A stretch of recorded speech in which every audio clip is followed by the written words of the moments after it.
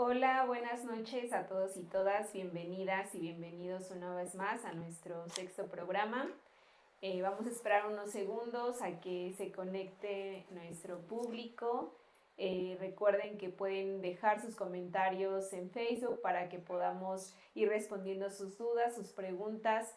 Hoy estaremos hablando sobre narcotráfico en el Estado de México, la violencia imparable.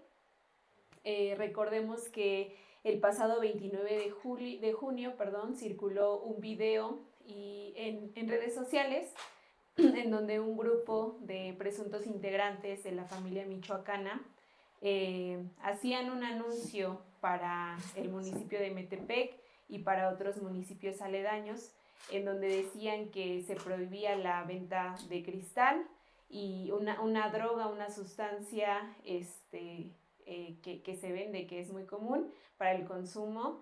Y ese video decía justamente que se prohibía esta venta de esta sustancia.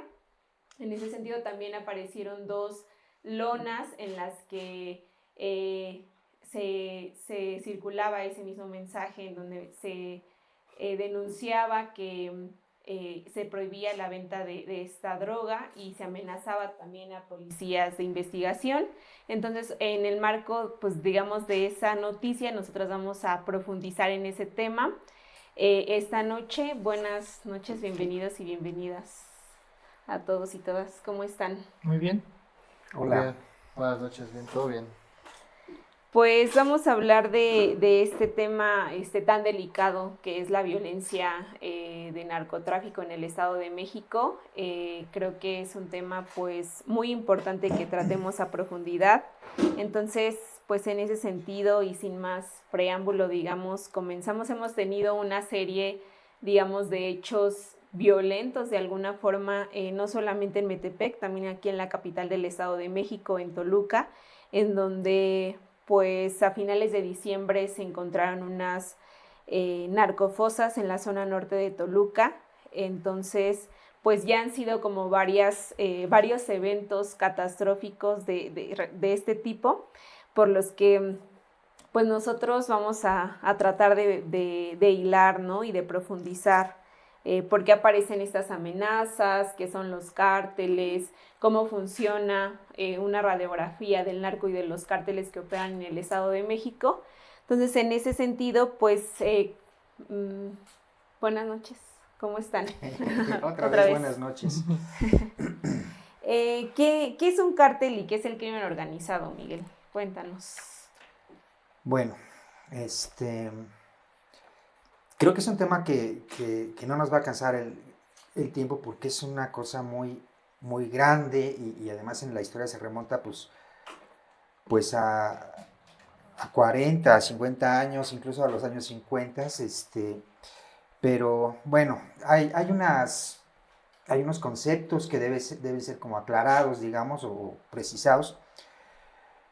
Todos cuando hablamos del narcotráfico tendemos a decir cártel o crimen organizado o delincuencia organizada transnacional, cuando estos tres términos finalmente tienen sus particularidades, ¿no? El cártel, por ejemplo, un cártel del narco, en realidad es un cártel o es un grupo paramilitar, ¿sí? Esto quiere decir que tiene entrenamiento de las Fuerzas Armadas, ¿sí? Y que además tiene una conexión con la industria extractiva.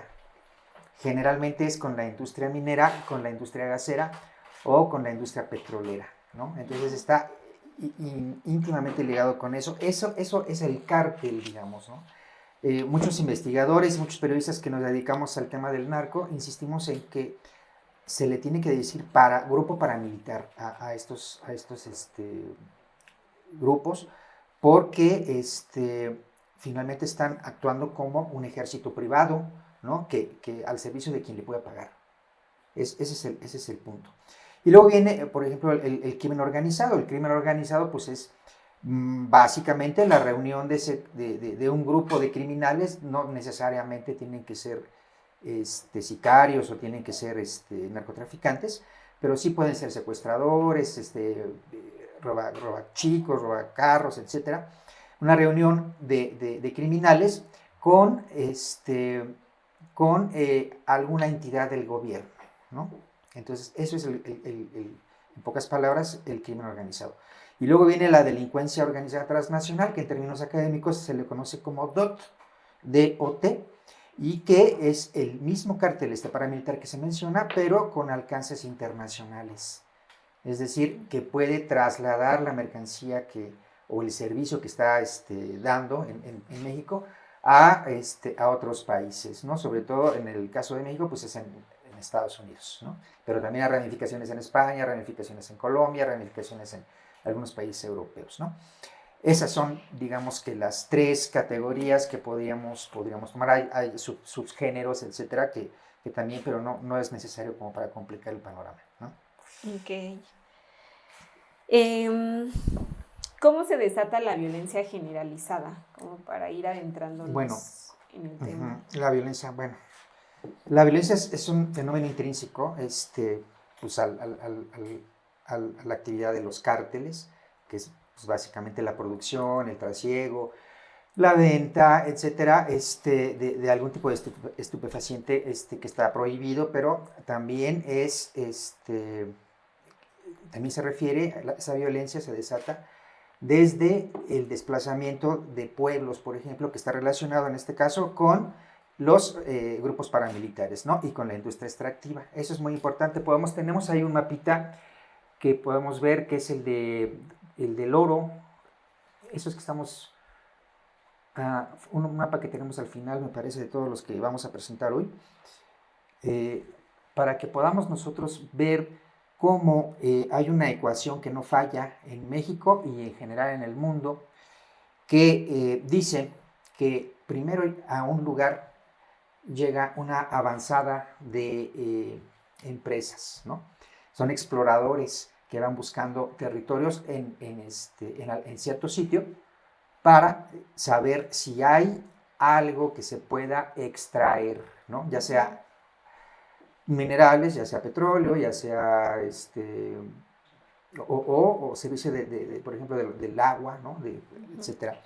Entonces, cuando esa avanzada, que es pues, finalmente patrocinada por alguna empresa, da con algo, entonces el siguiente paso es que llegan los militares, ¿no? Llegan un grupo de militares y se estacionan, digamos, en estas bases que se conocen ahora como BOM, bases operativas mixtas, que sirve para, pues como sede, ¿no? Para el ejército, para la Marina y para las fuerzas de seguridad pública. Ahí tenemos viendo en pantalla, tenemos este mapa.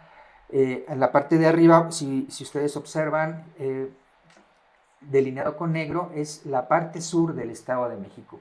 Todos esos cuadritos en amarillo son las concesiones que ha otorgado el gobierno del Estado de México, pero también el gobierno de Guerrero, a empresas mineras, ya sea canadienses o mexicanas. Hay que recordar que el 70% de la industria minera en México está operada por canadienses, ¿sí? Entonces, como pueden ver, por ejemplo, ahí hemos encerrado en algunos circulitos los lugares importantes que se refieren al hecho de la violencia. Por ejemplo, en el Estado de México tenemos a Tlatlaya, hasta arriba, en la parte más o menos izquierda, donde está delineado el estado con negro, ahí aparece Tlatlaya. Y si ustedes pueden ver, a ver si se puede enfocar, ese mapa es de alta definición, a ver si se puede hacer más grande. En la parte de hasta abajo aparece Ayotzinapa, ¿sí? Entonces, todo ese manchado de amarillo también tiene marcadas las sedes de las bases militares. Y estas bases militares coinciden justamente con los emplazamientos mineros, ¿sí? Entonces, además, ahí se ha colocado también los sembradíos de marihuana, por lo menos los de marihuana, ¿no? Que justamente coinciden con las zonas mineras en donde se está ya extrayendo o está próximamente a extraer. Tlatlaya, el municipio mexiquense donde masacraron a 22 personas en 2014 también, justo unos meses antes de Ayotzinapa, está concesionado en por lo menos la mitad de su territorio. Y la gente no lo sabe. Entonces, esa violencia que existe en el sur del Estado de México está íntimamente relacionada o directamente relacionada con lo que sucedió en Ayotzinapa. Ese corredor amarillo que estamos viendo se llama el Cinturón del Oro, ¿sí? De Guerrero. Empieza en Tlatlaya justo y termina en las costas de Acapulco. Entonces, bueno, esa es la razón central de la razón de ser de los grupos paramilitares, de la delincuencia transnacional, etcétera, que genera un montón de violencia. Ok, bueno, como para ir un poquito hacia atrás y entender este problema que es el narcotráfico y lo que estamos viviendo hoy en día, pues iremos con Zurdo, que nos hablará acerca de pues cuándo surgen los cárteles, por qué surgen los cárteles, en qué momento, digamos, de la historia reciente en México fue que comenzó. Pues ya existían antes, ¿no? Pero comenzó como una violencia exacerbada, digamos, del narcotráfico. Bueno, para poder entender esta problemática, me parece importante que recurramos como al aspecto nuevamente del contexto, ¿no? Y es que México, particularmente, bueno, históricamente ha sido un país dependiente de Estados Unidos y Estados Unidos ha ejercido un control de dominio, ¿no?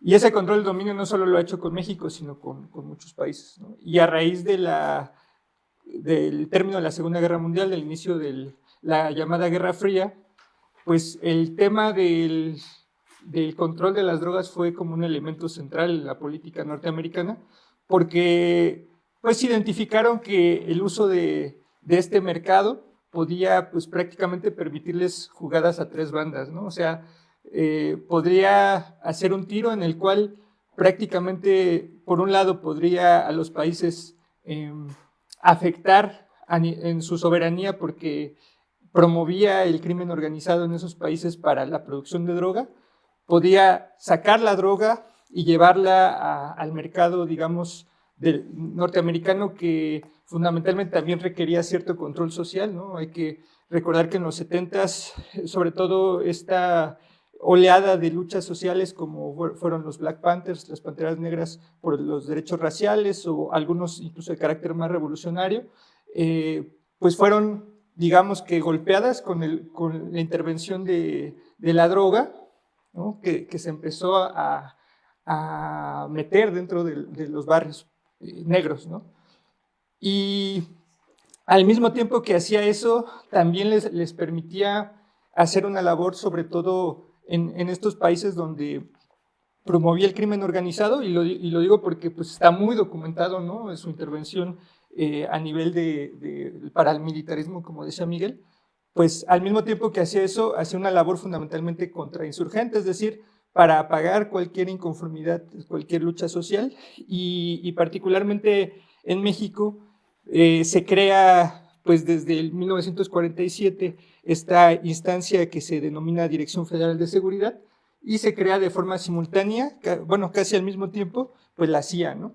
Que va a ser esta agencia de inteligencia que va a proyectar esta necesidad del gobierno norteamericano por intervenir en los países para imponer su política, imponer sus dictámenes, ¿no? Frente a las intenciones sociales de un cambio, ¿no? Entonces, es un largo periodo, pero particularmente en los 70s se da uno de las definiciones más importantes para Estados Unidos a nivel de lo que pasa en Latinoamérica, y es el llamado Plan Cóndor, ¿no? El Plan Cóndor que implicó el acuerdo con varias dictaduras, bueno, con varios militares, políticos y militares, que en Latinoamérica se impusieron, ¿no? Se impusieron dictaduras en Latinoamérica, pero al mismo tiempo que se daba eso, en México, el Plan Cóndor consistía en una especie de bombardeo con químicos, con los químicos que se habían ocupado en la guerra, para un bombardeo sobre todo en las tierras campesinas de Sinaloa, para tratar de, supuestamente contener los sembradíos de droga, pero en realidad fue una medida de desplazamiento por un lado, y por el otro, estas acciones que fueron promovidas por Estados Unidos generaron la conformación del llamado Cártel de Guadalajara, que fue el primer antecedente de los cárteles, y que tuvo, digamos que como un primer rol, el trasiego sobre todo de cocaína, desde Colombia, pasando por México y hacia Estados Unidos. Para quienes han visto estas series de Narcos y de Pablo Escobar, que quizá de lo poco rescatable que podrían identificar ahí es que sí mencionan un poco la vinculación entre la DEA, ¿no?, y la formación del cártel de Guadalajara y del propio imperio de Pablo Escobar, es decir, siempre fue promovida por Estados Unidos. Y algo muy característico ahí en una de las imágenes que podrá ver en algún momento, está esta nota sobre el tema Colombia, ¿no?, por poner un ejemplo. En Colombia existen 7 bases de Estados Unidos, ¿no? Desde los 70s se promovió el militarismo con el pretexto del combate al crimen organizado. Y tenemos que en el 2021, el último informe de la ONU indica que la siembra de la coca y la producción de cocaína se incrementó 43% en Colombia, y mientras tanto el principal consumidor sigue siendo Estados Unidos, ¿no? Es decir, uno de tantos ejemplos de cómo la intervención en realidad ha sido para controlar el mercado, ¿no? Ahora, eso que pasa en Colombia y eso que genera el primer cártel que ahí implicó a Félix Gallardo, a Rafael Caro Quintero, digamos que a los primeros narcotraficantes identificados, pues más adelante digamos que fue abriendo esta perspectiva también en otros países de control de este mercado, ¿no? Entonces, ejemplos podemos encontrar muchos, pero yo quería poner ese contexto para que nos fuéramos un poco ya al inicio de la guerra contra el narco en México, o del llamado guerra contra el narcotráfico que empujó Felipe Calderón, y que lo mismo, o sea, fue una política que en el fondo tenía una proyección norteamericana, porque hay que recordar que se firmó el Plan Mérida, que buscaba, por un lado, la compra de equipo militar a Estados Unidos, la intervención en temas de inteligencia y el supuesto combate al crimen organizado, que en la vía de los hechos ahora, cuando nos damos cuenta lo último que ha venido saliendo sobre el papel que jugó el secretario de Seguridad de Felipe Calderón, y que finalmente pues estaban recibiendo su gobierno a los altos niveles, estaba recibiendo el gobierno de Calderón en sobornos del cártel de Sinaloa, pues uno identifica que más que tratarse de un combate al crimen organizado fue un reacomodo y un intento por garantizar a nuevos cárteles, digamos que esas tareas, pero dirigidas por el gobierno mexicano y dirigidas, creo yo, sobre todo por Estados Unidos. Y esa parte del papel de Estados Unidos, pues hasta el mismo López Obrador la ha cuestionado recientemente, ¿no? Cuando igual en una de las imágenes podrán ver esta nota sobre la crítica que le hace López Obrador a la DEA por la investigación o la infiltración, supuesta infiltración del cártel de Sinaloa. Y lo mismo en el caso de la otra nota que dice que la CIA sigue siendo una de las agencias que sigue interviniendo en México a nivel de la inteligencia. Entonces, todo esto también que nos indica, y con esto ya cerrando esta primera intervención, por un lado que la construcción de los cárteles ha sido fundamentalmente para beneficiar al gobierno norteamericano, que me faltó decir, otro de los elementos es el que colocaba Miguel, que finalmente este escenario permite la entrada de las transnacionales para el saqueo de recursos naturales, como es el caso de la minería, ¿no? Pero es solo uno. ¿Por qué? Porque pues finalmente el desplazamiento de pueblos se justifica porque es el crimen organizado. La muerte de periodistas se justifica porque es el crimen organizado. Todos los asesinatos pues es pelea entre cárteles, ¿no? Y entonces A lo que nos lleva es también, y lo dicen algunos analistas, que se debe de desmitificar esta idea de que el narcotráfico es una especie de Estado completamente aislado del gobierno, ¿no? Es un mecanismo ilegal en el que prácticamente actúan por su cuenta y deciden por su cuenta, cuando en realidad, aunque eso pueda pasar a nivel muy local, a nivel general, siempre hay ahora sí que un monopolio de la violencia que está en el Estado y es el que finalmente define en qué momento, cuándo le conviene ejercer una detención o cuándo le conviene promover pues, pactos ahí de silencio, de no mencionarse los casos de los asesinatos, de no hablar del tema del crimen organizado, ¿no? Entonces, creo que tendríamos que eso apuntar a desmontar esta idea que se trata de imponer de que son temas aislados, ¿no? Cuando en realidad el Estado pues está vinculado con la construcción, o ha estado históricamente vinculado con la construcción del crimen organizado en México y en otros países. Sí, bueno, es lo que comentaba Miguel hace un momento acerca de estas 3 definiciones, ¿no? Para que podamos entender el crimen organizado, que es digamos, el grupo de criminales, y el narcotráfico, que tiene que ver con este grupo paramilitar y que tiene que ver pues, con este vínculo también con el Estado, ¿no? Con las autoridades. Entonces, bueno, ya como para ir, digamos, pensando en estos temas, tenemos por esta parte, pues estas 3 definiciones que nos proporcionaba Miguel, estos inicios del narcotráfico, de los cárteles en México y pues digamos su vínculo.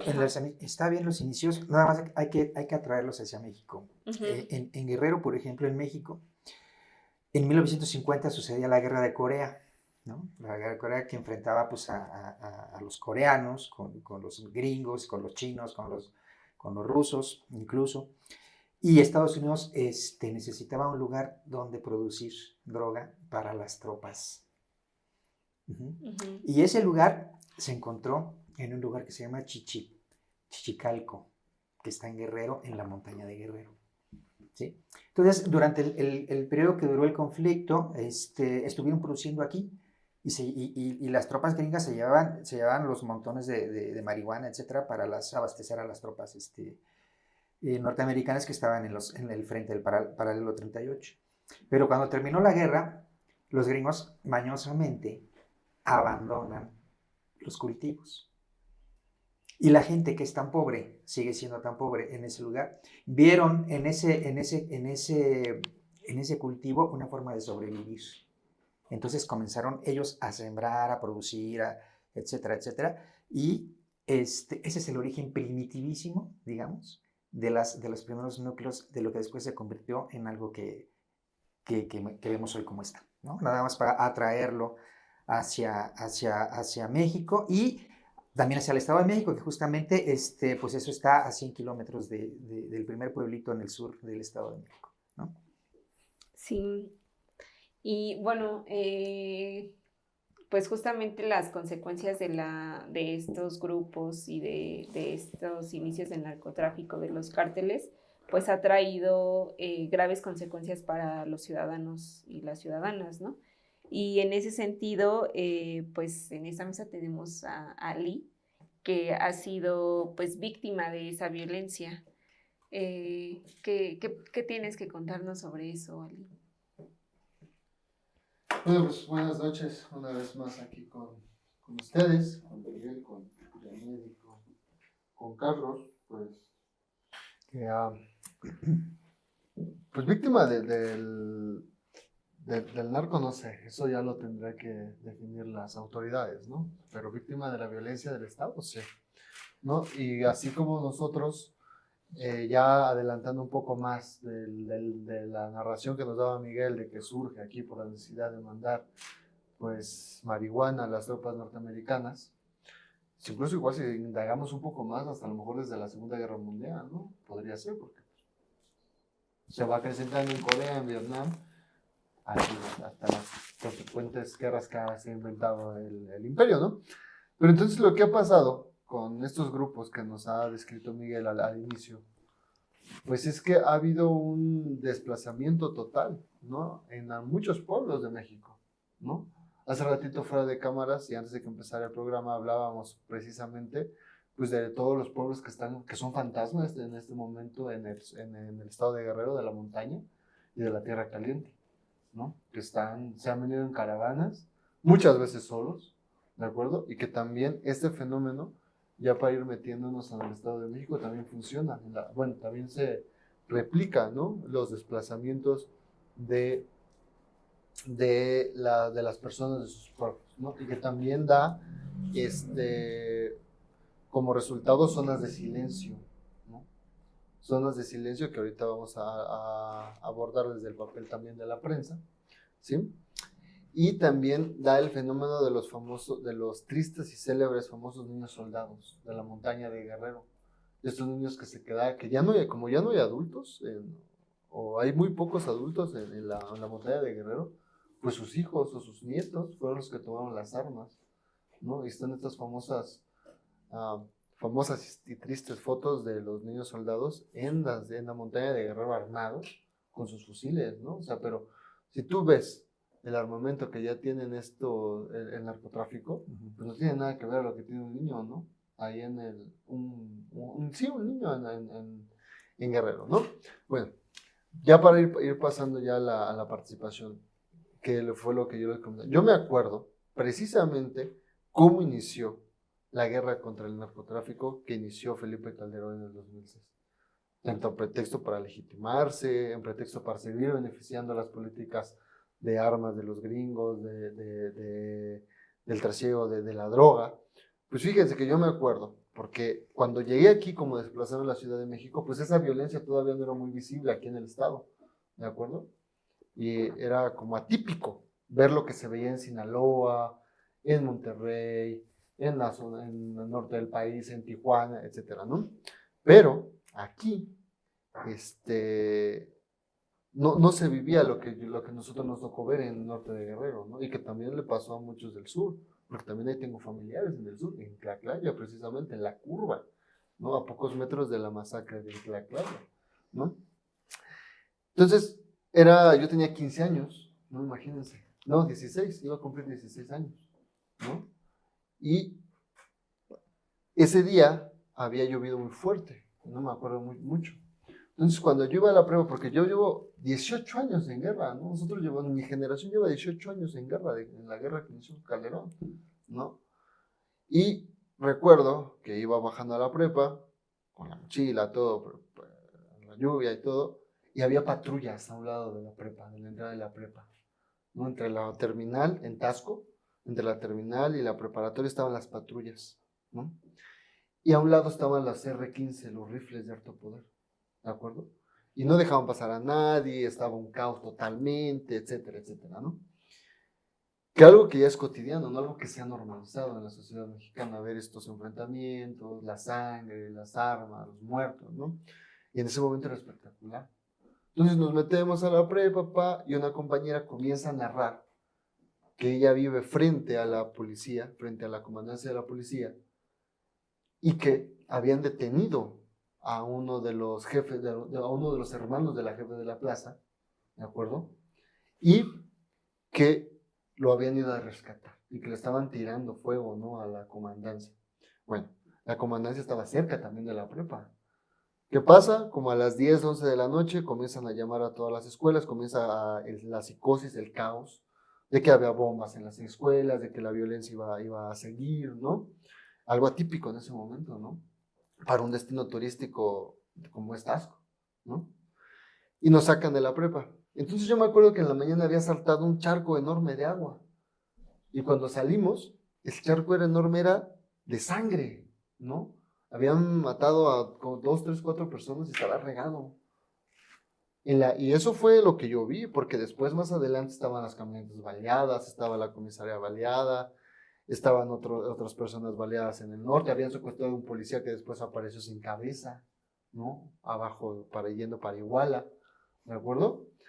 Y después empezaron las matazones ahí junto a un kinder, se ve cómo los soldados disparan desde arriba, y luego se hace más célebre por la narcofosa de San Francisco Cuadra. Recordemos que Taxco es un lugar que tiene tiros de mina, entonces ahí encontraron, no sé, pues 50 y tantos cuerpos, ¿no? En ese momento, que fue la fosa más grande. Luego vino la de San Fernando, etc., ¿no? Entonces esto empezó a tornarse turbio, ¿no? El asunto. Y todavía en la tarde, en el barrio donde yo vivía, había pues un distribuidor, ¿no? Que después se supo que era el jefe de la plaza, ¿no? La famosa Parca. A él ultimaron en la sala de operaciones esa misma noche, ¿no? Lo ejecutaron ahí del mismo cartel, ¿no? Y se vio cómo llegaron los militares y cómo penetraban el barrio y se venían. Entonces yo me acuerdo muy bien. Eso, ¿no? Porque fue tan traumático de estar ahí sentado viendo cómo de pronto, ¡pum!, ¿no? Armados de acá, y métanse, no se salgan, y órale, ¿no? ¡Pum! A partir de ahorita, Taxco es horrible, ¿no?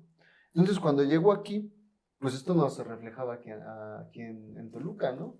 Y el Estado de México, y ahorita vamos a hablar eso como lo tratan los medios y cómo ha llegado aquí, ¿no? Al Estado. Entonces, de la forma general, eso es un recuerdo, las anécdotas, tristes anécdotas, porque después te alcanza la violencia, y eso ahora parece que se va a empezar a reflejar en el Estado de México, ¿no? Bueno, aquí en el Valle de Toluca, porque pues ya sabemos lo que pasa en el sur, ¿no? Y está documentado.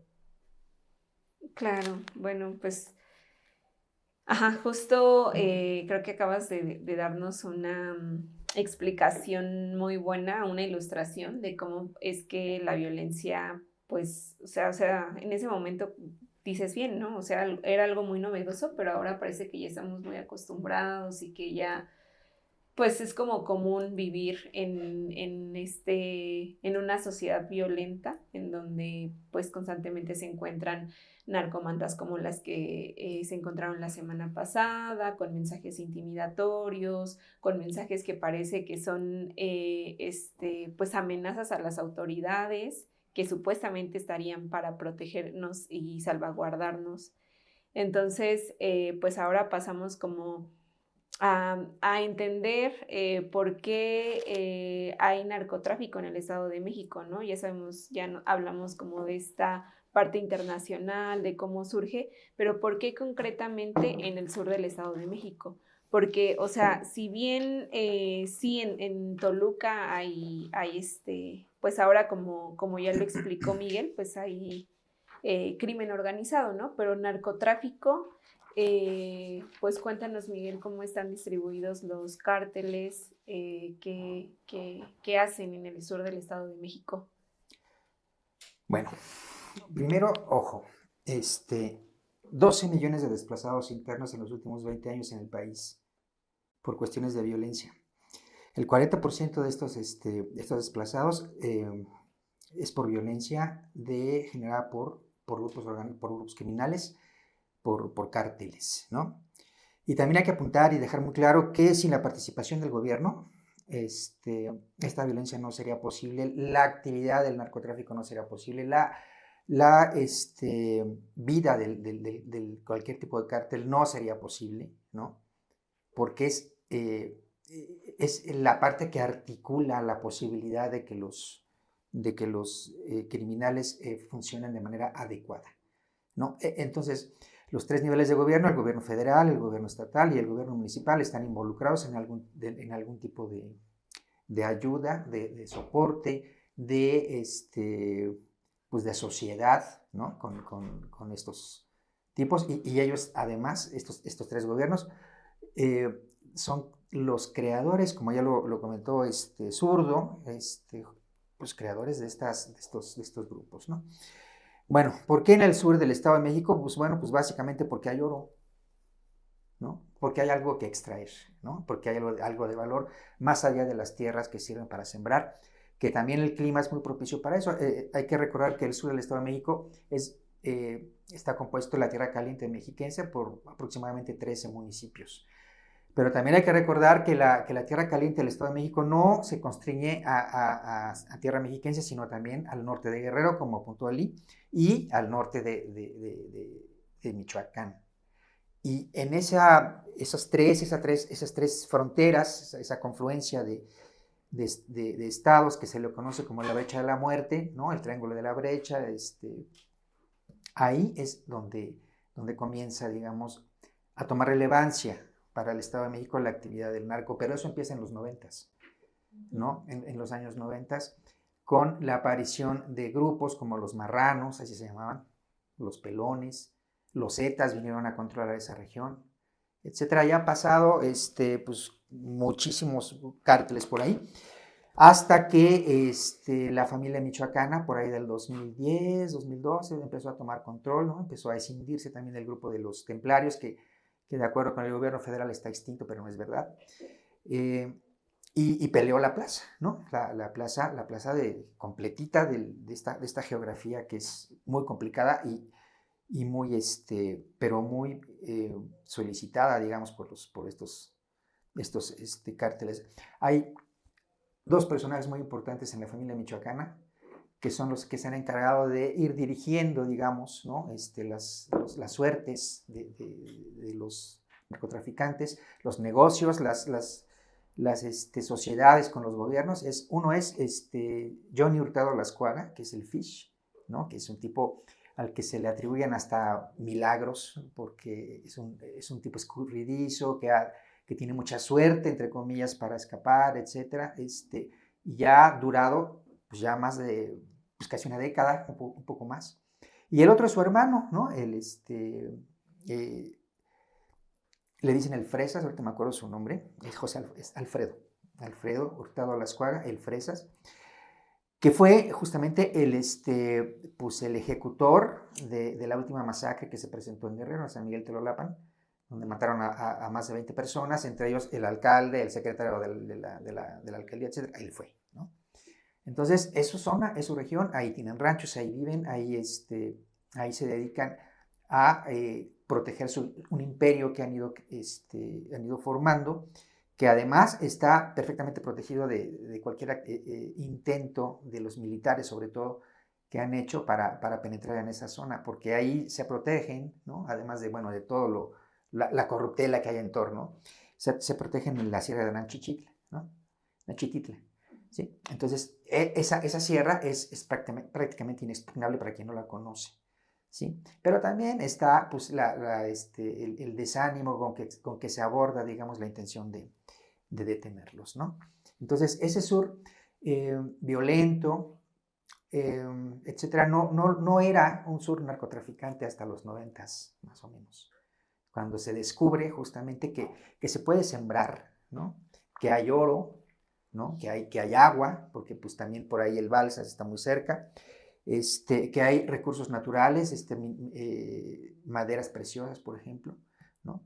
Y que todo está al alcance del que le pueda sacar, ¿no? Entonces, ahí hay varias BOM, o sea, bases operativas mixtas, ahí hay sedes de los soldados, que también son bastante inútiles, por cierto, a pesar de que tienen incluso helicópteros Black Hawk, que no los utilizan para nada, al menos para lo que deberían ser, y están bastante protegidos en ese sentido, ¿no? El desplazamiento de la violencia comienza justamente, pues podemos decir que en Tlatlaya, ¿no? Podemos decir que Amatepec, podemos decir que Tejupilco, que podemos decirle Lubianos, esas poblaciones que de tanto en tanto aparecen también en las noticias o en algunos medios que hacen investigación especial en ese sentido, y se van desplazando poco a poco hacia el centro, ¿no? Del Estado de México, que en este caso es el Valle de Toluca. Pero antes de llegar al Valle de Toluca, han pasado para el Valle de México, que es súper importante porque pues básicamente es la puerta de entrada hacia la capital mexicana. Entonces ahí tenemos un mapita, este mapita que estamos viendo, vamos a ver ahí en pantalla, donde en rojo están los municipios dominados hasta 2020 por la familia michoacana. Sí, como pueden ver, pues es la totalidad del sur y 2-3 por ahí en el Valle de México, ¿no?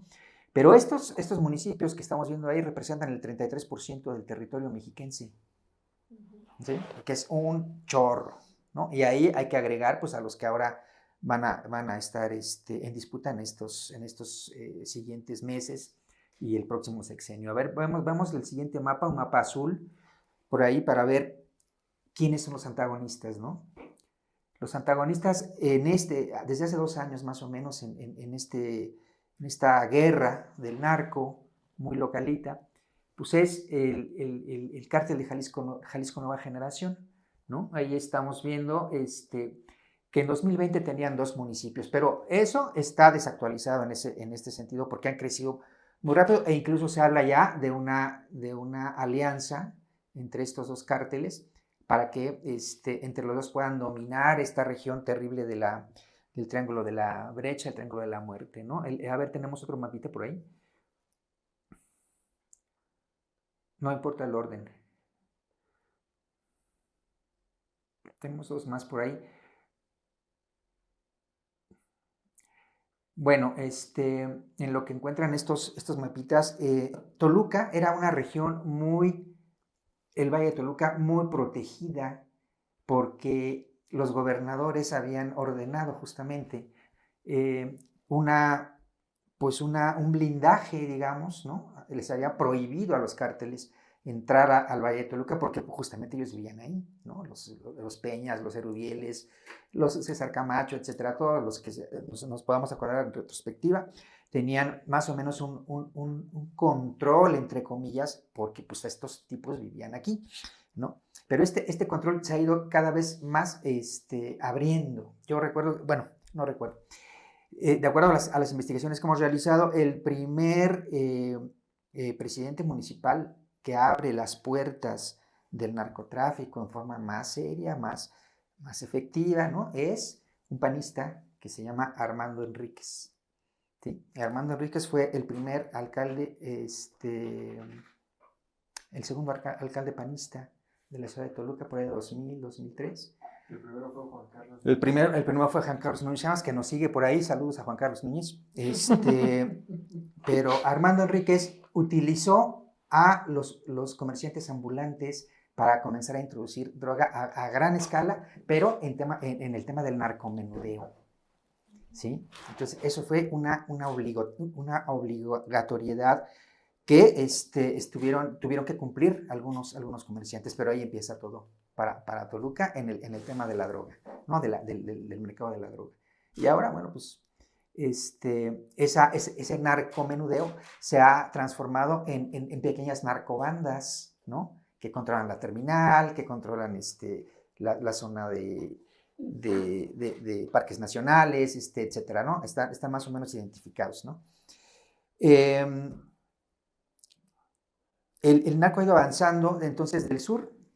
Primero llegaron a Tenango, a Tenancingo, ¿no? Ahí hay una industria muy curiosa que es la industria de las flores, la floricultura, ¿no? No curiosa por la actividad, sino porque ha resultado tan incierta debido a que lo que ellos hacen es tocar pues sí, los terrenos que hay de cultivo los transforman en terrenos para flores, pero son invernaderos. Entonces, cuando uno va para esas zonas, se puede encontrar con paisajes de kilómetros de largo, de ancho, etcétera, de puro plástico, ¿no? Entonces, eso se ha aprovechado sobre todo por Monsanto, ¿no? Pero ¿quién protege a estos tipos? ¿O quién permite? Bueno, además de que el gobierno lo permite, los cárteles, ¿no? Entonces, ahorita están en una etapa, digamos, de extorsión, ¿no? Con los propietarios, que son los ejidatarios, los campesinos, etcétera, pero en una colusión con las empresas que están trabajando ahí, ¿no? Entonces, así han ido avanzando estos cárteles. Ese mapita, a ver otra vez, por favor, ese mapita verde es la presencia del cártel de Jalisco Nueva Generación en el Valle de México, ¿no? Ahí está. A ver, hay un mapa donde aparece el Estado de México coloreado completamente para que veamos cómo los cárteles se han apoderado de los municipios. Bueno, esa es la totalidad. Ese mapa fue elaborado por la Fiscalía, pero también por la Sedena, también en 2020, y ahí podemos darnos cuenta de que en el Estado de México, bueno, además de la familia michoacana y del cártel de Jalisco, tenemos a la Unión Tepito, tenemos al cártel del Golfo, tenemos al cártel del Sur y tenemos al cártel de Sinaloa. Además de una infinidad de bandas que están ahí también perfectamente mapeadas por estas investigaciones de la Fiscalía que extrañamente y pensando, bueno, y contrario a lo que se pudiera pensar de manera en la sociedad, sí hace investigación acerca del narco. Pero una cosa es hacer investigación y otra cosa es detener, ¿no? O sea que el territorio mexiquense en un 80% está controlado.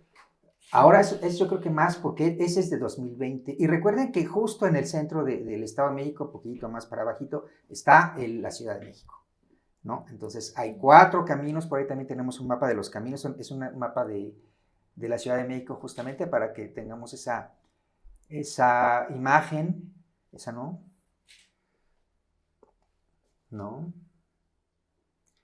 y ahí está, perfectamente ahí, ¿no? Ahí vienen los caminos, las rutas narcas, digamos, ¿no?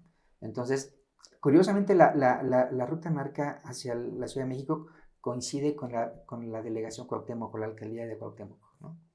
¿Por qué? Bueno, pues porque ahí empieza también Tlalpan, porque etcétera, ¿no? Hay salidas, entradas para diferentes zonas geográficas, pero la capital de México se ha convertido en un gran mercado, ¿no?, de consumo de droga. Y eso no pasaba hace 10 años o 15 años, ¿no? Entonces, no sé, pues podemos ver que pues que estos mismos grupos son sostenidos por el Estado y que genera además graves consecuencias para la población, ¿no? Que tiene que ver con el desplazamiento, las extorsiones para quienes tienen negocio y además pues también consumidores de sustancias, ¿no? Antes de que avancemos con el siguiente tema, me gustaría que nos contaras un poco, Miguel, acerca de pues ¿qué va a pasar, ¿no?, en el Valle de Toluca con estas narcomantas que aparecieron en Metepec y pues esta disputa de la familia michoacana por el Valle de Toluca? Bueno, se podría llamar disputa si hubiera un grupo, ¿no? Contrario, yo creo que no hay otro grupo más que la familia y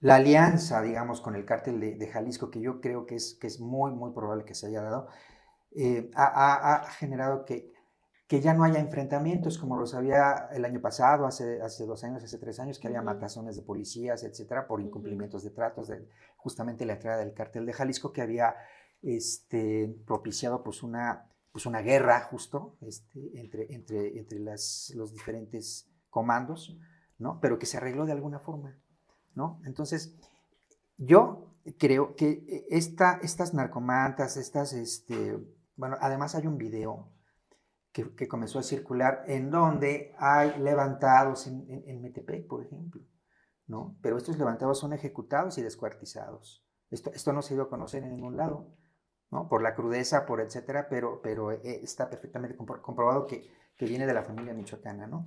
Entonces, ¿qué va a pasar? Pues básicamente, pues que si las autoridades no negocian, que es lo que sucede siempre, con el jefe de plaza o lo que están reclamando esta célula de la familia michoacana, entonces la violencia va a continuar, ¿sí?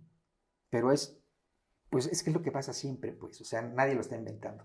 Si no negocian, si no llegan a acuerdos, si no delimitan, etcétera, entonces se les va de las manos a las autoridades también, pero además están metidas, ¿no? O sea, hay que recordar que las campañas políticas en Metepec han sido patrocinadas en los últimos trienios por grupos narcos, aunque no quieran aceptarlo, ¿no? Ok. Bueno, es que, a ver, aquí quisiera apuntar también que, pues aunque quisieran combatirlo, no tienen, o sea, precisar también un poquito dentro del panorama que está ampliando Miguel, dentro del país, no solamente en el Estado de México. Yo creo que pueden ser pocos, contados, los municipios en el país que pueden combatir fuego con fuego al narcotráfico, ¿no? La verdad, poquitos, contados. Yo creo que Metepec no está. ¿no? Entre ellos, ni Toluca, ¿no? O sea, son pocos y contados. ¿Por qué? Porque siempre en Guerrero, en el sur del estado, todos los presidentes municipales deben dejar hacer y dejar pasar la máxima del neoliberalismo. Dejar hacer, porque no pueden combatir. Bueno, en Tasco le secuestraron 8 policías, ¿no? Pero bueno, yo creo que aquí el problema es que no pueden combatir, pero además de que no pueden, el gran problema es que no quieren, ¿no? O sea, no pueden, no quieren. que están, o sea, no solamente a nivel municipal, sino todo esto de lo que ustedes han conversado y han explicado, pues yo lo veo así como que es una alianza muy poderosa, ¿no? Que se protegen unos a otros. Lados, en algunos, porque siempre hay que me consta, yo al expresidente municipal de Tasco, a sus trabajadores los escuché platicar en un desayuno que ya había terminado, que el presidente, cuando era presidente en su tiempo, se tuvo que arreglar con el jefe de la plaza, porque no tenía policías para combatir. Balas o plomo. Era plato plomo, como es plato Escobar, ¿no? Entonces, ¿qué plata, no? Pues plata no. Pero también lo que hay que retomar otra vez, la guerra del narco es la utilización de las Fuerzas Armadas para tareas de seguridad pública y combate al narcotráfico. Bueno, eso se dice, perdón, en el plan sexenal de Felipe Calderón, en el punto número 8, ¿no? Uh-huh. Y ahí viene desglosado el porqué y etcétera, ¿no? Cuando esto pasa, pues los expertos, los estudiosos, en ese entonces la oposición que era López Obrador, pues todos decimos que no, porque no es lo mismo el combate de las Fuerzas Armadas en calle, por ejemplo, ¿no? O en asumir la seguridad pública, porque no están capacitadas ni desde entonces ni desde hoy, ¿no? Entonces, las tácticas son distintas, las armas son distintas, no están capacitados los militares, ¿no? Y esa era la razón por la que se oponía y se sigue oponiendo uno, ¿no?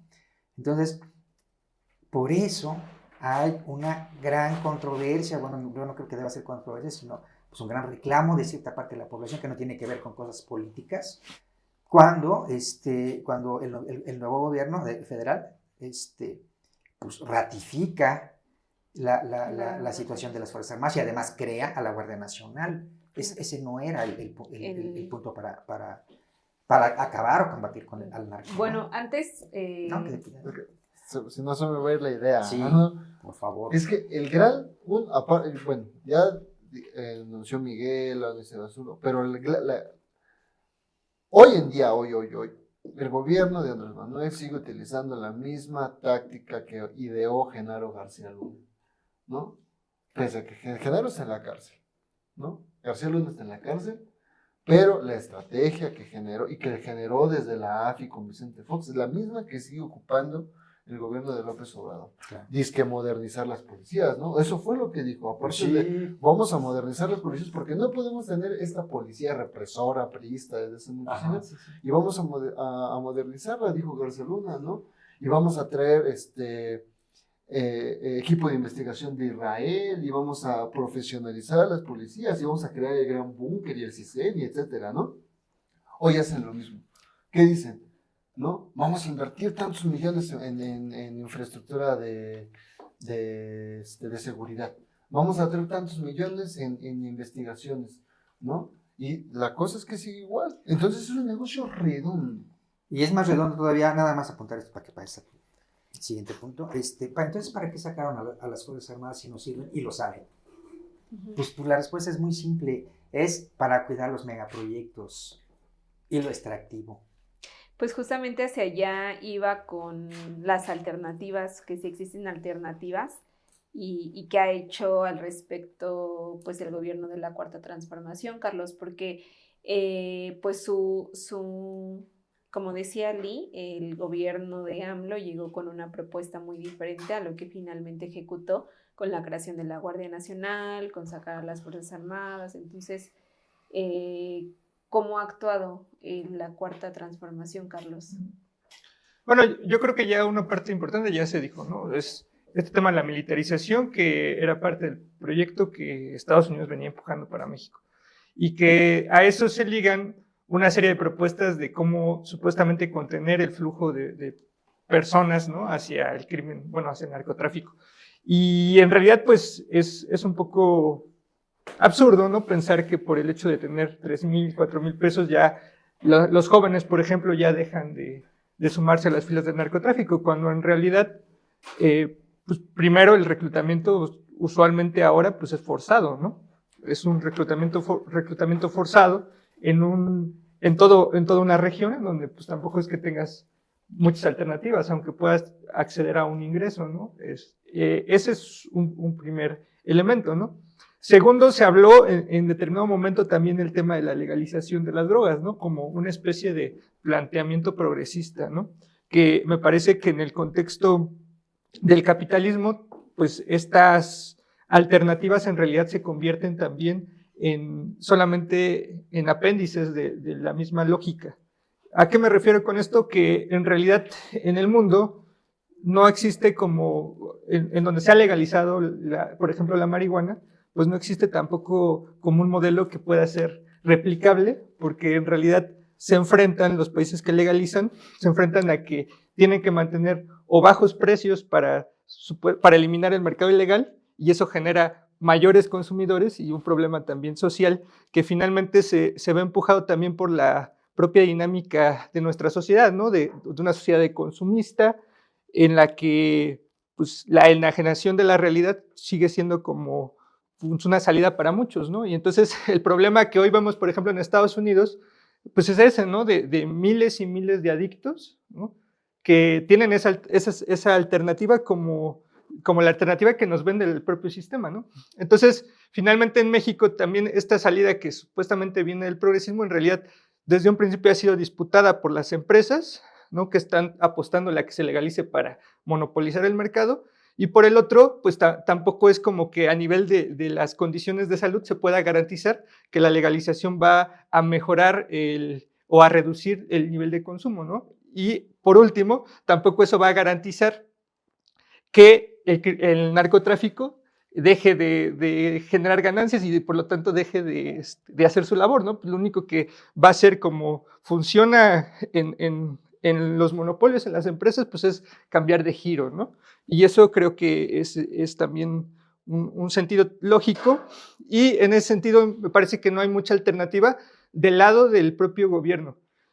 Hay que recordar que, por otra parte, está también el tema de que ha hecho las comunidades, que ha hecho la sociedad, y yo quisiera poner en el centro eso, porque finalmente toda esta dinámica del narcotráfico que han promovido los gobiernos, que ha promovido el Estado, pues genera o tiene como un centro el desarticular la organización social, ¿no?, el desarticular a los pueblos, las comunidades. Y de eso se sustenta el crimen organizado en el sur, por ejemplo, del estado, de que también la propia necesidad es la migración, por ejemplo, como uno de los fenómenos, pues ha imposibilitado también que las comunidades mantengan esa articulación que en otros municipios, por ejemplo, de Guerrero y de Michoacán, sí lo lograron mantener, ¿no? Y que en la vía de los hechos tendríamos que ver eso, que hay ejemplos de movilizaciones sociales, como son el caso de las policías comunitarias, que aunque no podríamos decir que todos son ejemplos de éxito, finalmente han sido respuestas organizadas de las poblaciones que han podido dar resultados frente al avance del narcotráfico, al menos en el sentido de la defensa de los intereses comunitarios. Sin embargo, evidentemente, pues se encuentran permanentemente atacadas, ¿no? Aquí la defensa comunitaria duró 15 minutos en Amatepec. Anunciaron hace unos 8 o 9 años la creación. Y en Tlatlaya, ¿no? Tener como los datos precisos de una fuerza comunitaria de combate al narcotráfico. La anunciaron a cielo abierto, la gritaron, etcétera, y a los 15 minutos el tipo que estaba encabezando aquella conferencia, a donde fuimos muchos reporteros, era secuestrado. Pues, ¿no? O sea, habla también del miedo, ¿no? Vamos a dejar que siga. Ahora, justo este tema tiene que ver con eso, donde aquellas comunidades donde lograron articularse, sí lograron responder. O sea, el caso muy particular de Michoacán es el de Cherán, ¿no?, que incluso ha influido toda una región, la región purépecha, que hoy ha generado, pues, movimientos, levantamientos de comunidades que han logrado echar al crimen organizado, al narcotráfico, sí, ¿no? Pero es un contexto distinto. Ajá, es a lo que voy. O sea, finalmente esa imposibilidad de tener esa articulación social es lo que nos ha dejado en condiciones vulnerables, ¿no? Pero es también, creo yo, a donde se tiene que voltear a ver, ¿no? Porque evidentemente ahí hay experiencias de organización, de movilización, que si las comunidades no la voltean a ver y piensan que porque la Guardia Nacional llegue y se instale afuera de tu casa, ya tienen seguridad, y es un problema grave, ¿no? Porque cuantos movimientos, ¿no?, en el Estado de México o expresiones han pedido que se instale un cuartel de la Guardia Nacional, como si eso fuera a resolver. Por ejemplo, en el caso de la Tala, ha sido una demanda, ¿no?, ahora de las comunidades, y en realidad al revés, ¿no? Si también los pueblos voltearan a ver las posibilidades que tienen como organización, yo creo que hay alternativa. Evidentemente se puede poner muchos peros, ¿no? Se puede poner el nivel de fuego del crimen organizado y demás, pero yo creo que sí se ha demostrado que con los mínimos palos y piedras le han dado frente distintas comunidades donde se ha podido articular, pero eso en el Estado de México no tenemos un ejemplo, ¿no? No tenemos un ejemplo a donde voltear. O sea, antes de continuar con esto, hay algunos comentarios en Facebook como para que podamos ir respondiendo esos comentarios. Y bueno, ya Carlos habló acerca de, pues, que si existen alternativas, ¿no? Y qué podemos hacer como sociedad, qué ha hecho la sociedad, etcétera. Y creo que Ali quería ahondar un poco en ese tema, pero antes de eso les voy a leer los comentarios. Víctor Castillo dice: ¿creen que con el cambio de gobierno en el Edomex haya movimientos que deriven en violencia de las organizaciones criminales? Otis dice: también debemos analizar cómo la sociedad puede y debe contribuir a combatir este problema, porque es un hecho que el gobierno tiene una responsabilidad muy grande en tanto que para la prevención y combate al narcotráfico. Detentan el monopolio legal de la violencia, pero también tutela los derechos humanos de su población. Bueno, es un comentario muy largo, pero habla pues de la responsabilidad, si existe que existe una responsabilidad en la sociedad para combatir este problema del narcotráfico. Entonces, pues no sé si alguien quiere ahondar en las preguntas, comentarios que nos dejan en redes sociales. Ali, ¿quieres comentar algo? Ay, se me olvidó. Es que estábamos sumando de todo. Pero yo creo que el contexto urbano del Estado de México dificulta mucho la organización. Hubo un tiempo, yo creo que 3, 4 años, en varios de los pueblos de aquí de Toluca, no la zona norte, porque la zona norte se puso muy aparte por el tema que platicaba Miguel del huachicol, ¿no?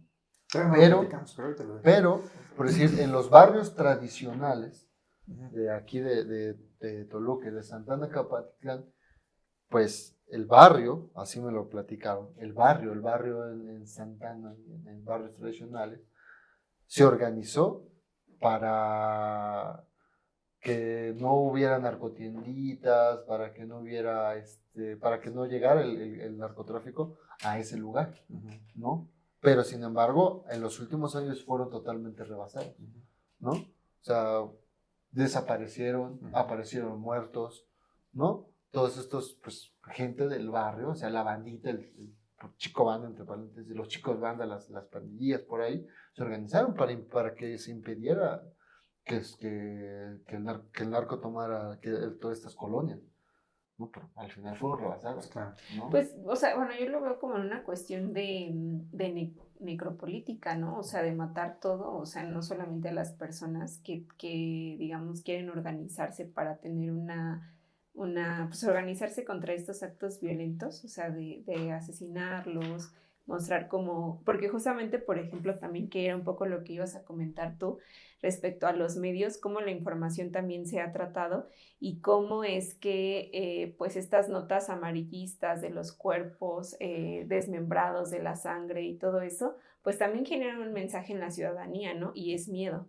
O sea, sí hay como una cuestión de morbo, de amarillismo, de entrar a ver las noticias, incluso hasta como de no sé, aclimatarte a esos entornos violentos, pero también pues de miedo y bueno, de normalización y de miedo, ¿no? Entonces, por ejemplo, no solamente es que están, o sea, están tanto matando al medio ambiente con la extracción de los minerales, la extracción del agua, o la protección de esas tierras o de esos recursos naturales para el beneficio de un porcentaje, pues ya sea del narco o del Estado, a cambio pues de matar a las personas. Entonces yo lo veo así como pues eso, como una necropolítica pues bastante marcada, ¿no? Con ir destruyendo, matando, quitando todo lo que estorbe en su paso. Entonces, ajá, Nada más creo que ya es momento de ir cerrando, entonces les doy como unos minutos para su conclusión. Bueno, no les doy, pero para ir, Gracias. Gracias. para No, ir terminando. Nada más para ahondar un poco más sobre lo que dice Miguel, ¿no? Y que nuestro auditorio que nos sigue y que nos da like y nos comparte.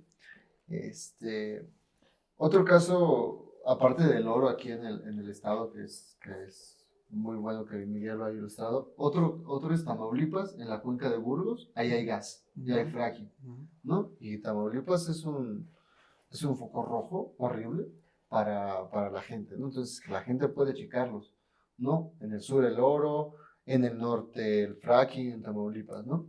Y ya ahondando en que lo que decía Jan, nos pusimos a monitorear pues, los medios locales como El Sol, 3PM, Portal, El Heraldo, El Valle, El Impulso, 8 Columnas, El Informante, Puntual, y otros más que no nos quieren. Pero lo que notamos es que hay como una máxima. Informa rápido y pasa otra cosa, ¿no? Como que no pasó nada, ¿no? Porque estuve buscando, la mayoría de notas que encontré sobre narcotráfico, pues eran las de Viceversa Noticias, ¿no? Y es esto, ¿no? ¿Qué hacen los medios? Porque es un impacto sensacionalista y de interés público, que genera likes, ¿no? Que genera morbo. Y la gente ahí anda viendo ahí, no, ya dijeron esto, ¿no? Pero también nos da, un poco el termómetro de lo que la gente piensa, ¿no? Y la gente puede pedir desde un gobernador tipo Nayib Bukele en El Salvador, de agarrar y mete a todos a la cárcel, explótalos, ¿no? Pero sin embargo, el producto y el contenido de esta información es solamente de nota roja, ¿no? Sensacionalista y nota roja. Por tal motivo, la cobertura de los medios aquí en Toluca no se usa como una plataforma de denuncias, no se usa para la prevención de adicciones, no se usa para exponer la corrupción entre funcionarios y narcos, y los medios no ayudan a crear conciencia y a mantener a la ciudadanía informada sobre los peligros y las implicaciones sociales, económicas y políticas asociadas a este fenómeno, ¿no? Eso no quiere decir que nos vamos a censurar, ¿no? O a la autocensura, que puede ser, porque pues primero está la vida, ¿no? Y es muy difícil, ¿no? Entonces, al menos como esto es que aquí no hay un reportero que se haya fajado en un evento, ¿no? Tan traumático como puede ser una balacera, ¿de acuerdo? Y creo que se estaría en formación este tipo de periodista, ¿no? Sobre los riesgos, ¿no? Entonces, en la prensa mexiquense solo habla de detenciones a narcomenudistas, decomisos de armas y drogas en el sur del estado, en alguna de las partes norte del país, de enfrentamientos, y también habla de grabaciones de telenovelas con temáticas narcas, ¿no? Lo que estuvimos sondeando.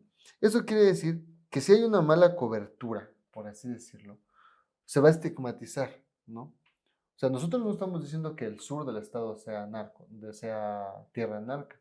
Estamos diciendo que hay factores que influyen para que sea esa zona, pero eso no le quita, por decir, la belleza, la población, la gente, ¿no? Y hay muchas veces que las malas coberturas estigmatizan a los pueblos, ¿no? Entonces, pues hay que seguir revisando. O también esta cuestión que es como muy común bueno, que sí tiene que ver, ¿no? De la falta de empleo pues te vuelves un delincuente, ¿no?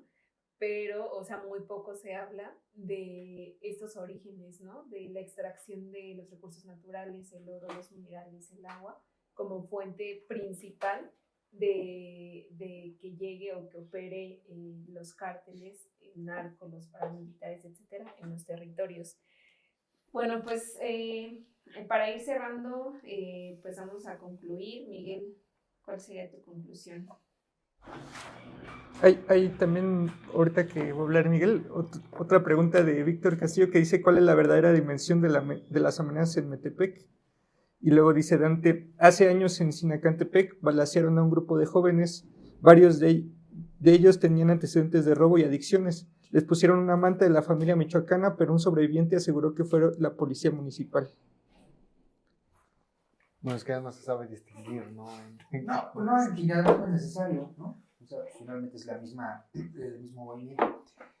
La verdadera dimensión de amenazas en Metepec pues básicamente es que se va a llegar a un acuerdo, como ya lo dije, en algún momento, para que se opere la plaza de Metepec, pero no solamente es Metepec, es San Mateo Atenco, es esa región ribereña, que algunos le llaman, ¿no? Entonces en eso va a terminar y la presencia de este grupo narco pues va a estar ahí muy puntual.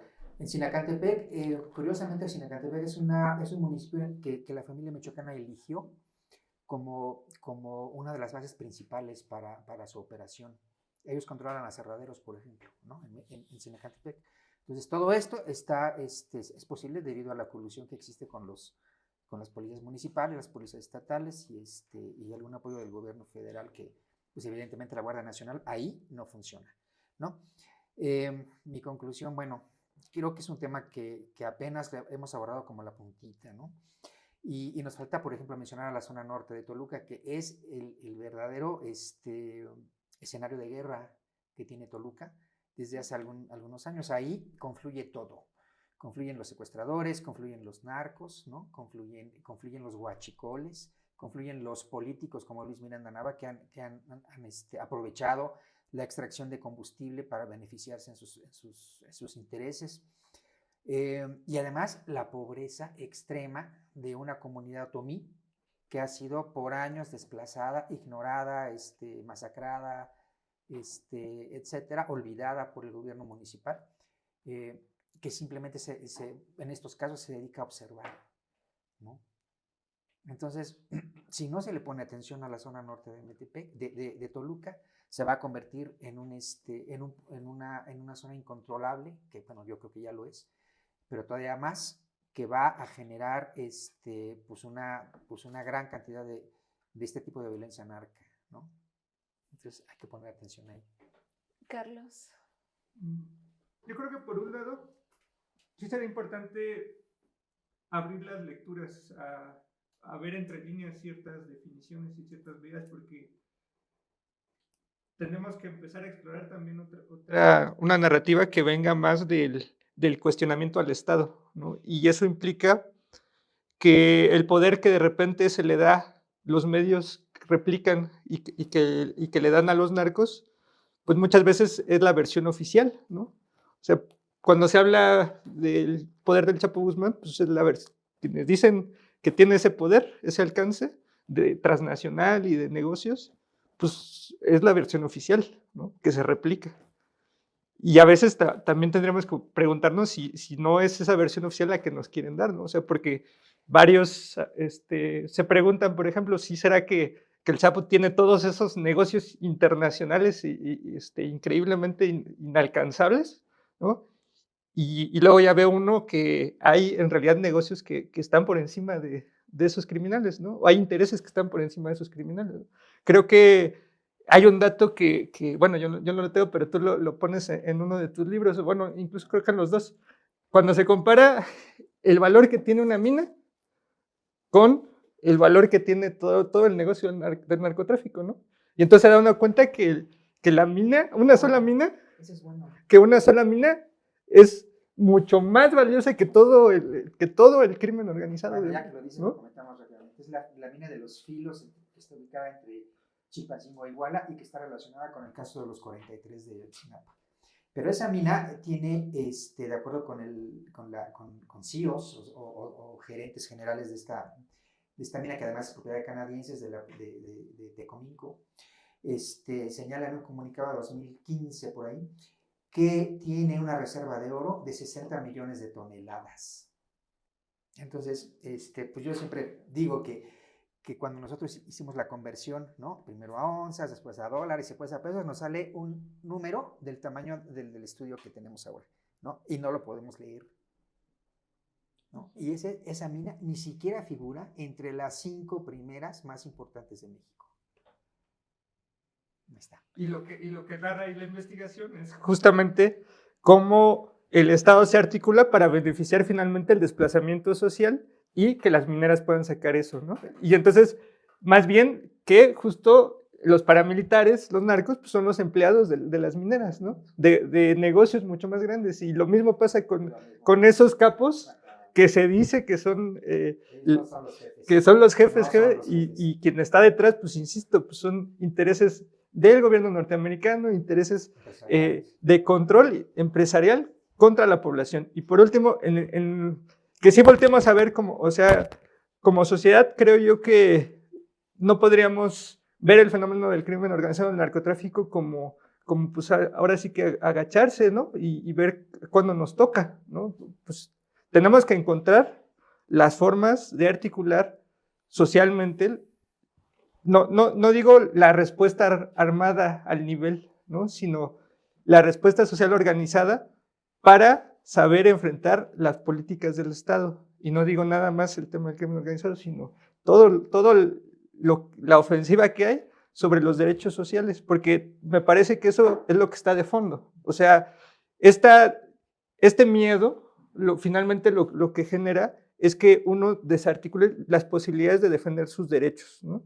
Y entonces tener que pensar que no puede ser tampoco la respuesta espontánea, así como ha pasado en otros lados, como pasó seguramente con el que anunció que creaba una autodefensa. Pues no puede ser así. O sea, tenemos que pensar a fondo cómo enfrentar esas alternativas como sociedad, como actores importantes en esta dinámica, para poder saber darle una salida, ¿no? Y creo que la intervención no es hablar nada más de hacer como un choque frontal con el crimen organizado, sino más bien hacer una organización frente al Estado, ¿no? Y de ahí yo creo que vendrá todo lo demás. Pues nada, ya estamos en tiempo, nos están avisando que nos pasamos. Tú dale. Confluye. 2 minutos. El modelo de desarrollo capitalista es un modelo extractivista. Y mientras esté el modelo extractivista del modelo capitalista, vamos a comunistas. Y ya. Vámonos. Pues vámonos entonces. No, sí, o sea, creo que es importante todo lo que se trató ahora y creo que pues a mí me gustaría que nos quedáramos pensando en eso, o que el auditorio se quedara pensando pues en esas alternativas y en esa exigencia al Estado para contrarrestar, digamos, pues los efectos que ha tenido el narcotráfico en la sociedad, en nuestro Estado, y también pensar en alternativas para organizarnos, ¿no? Y pues eso sería todo por hoy, por esta noche. Muchas gracias a todos y todas por dejarnos sus comentarios. Pues estamos transmitiendo en vivo, siempre hay algunas fallas técnicas o a veces no podemos leer todos los comentarios completos porque son muy largos, pero muchas gracias, los tomamos en cuenta. Y pues nos despedimos. Buenas noches a todos y todas. Gracias. Bye. Todo en contra. Gracias. Todo en contra.